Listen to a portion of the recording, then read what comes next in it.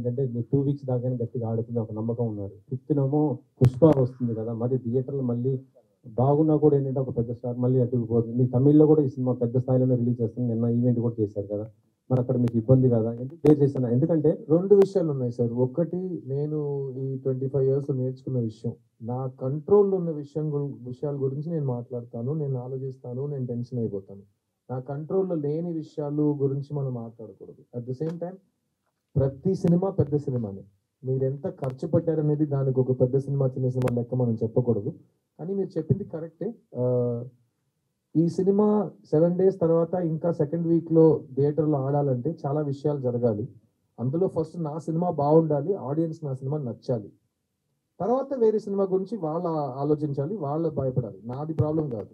నా సినిమా బాగుంటే నా సినిమా థియేటర్లో ఉంటుంది. అదే సినిమా పద్ధతి. ఒక మంచి సినిమాని ఎవరు సినిమా థియేటర్ నుంచి తీయలేరు, అట్లీస్ట్ ఈ టైం పీరియడ్లో తీయలేరు. ఎందుకంటే అందరూ అన్ని చూస్తున్నారు.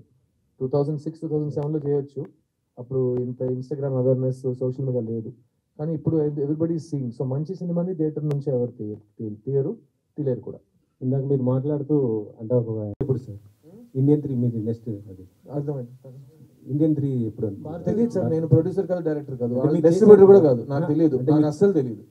అంటే మీరు ఇప్పుడు మీరే చెప్పాలి, మీరు చాలా అప్డేట్ లో ఉంటారు. కాదు సార్, అంటే ఇండియన్ 2లో ఈ మధ్యలో చెప్పాను కదా, అది కూడా ఈ 3 ఫిల్మ్స్ మధ్యలో వస్తే నా సినిమాని తొక్కేస్తుందా? నాకు అర్థం కాదు. చాలా డ్రామాటిక్ గా ఉంది. నాకు తెలియదు.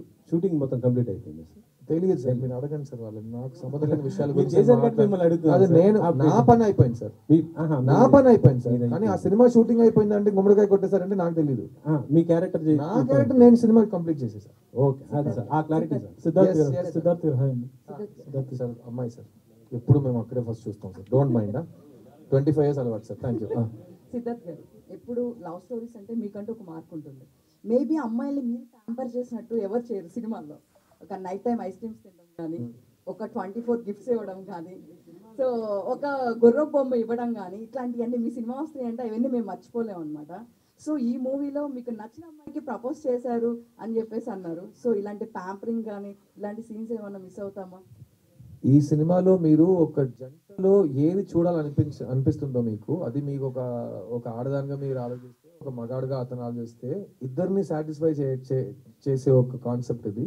ఇంకోటి చెప్తా, ఒకే ఫ్యామిలీలో 3 generations నుంచి మనుషులు వెళ్ళారంటే ఈ సినిమా 3 generations ని సాటిస్ఫై చేస్తుంది. ఇది నేను చెప్తా, ఓకేనా? Because love is timeless. మా అమ్మ నాన్న ఎలా ప్రేమించారో అలాగే నేను మా పిల్లం ప్రేమించుకున్నాం, అలాగే రేపు మా పిల్లలు ప్రేమించుకుంటారు.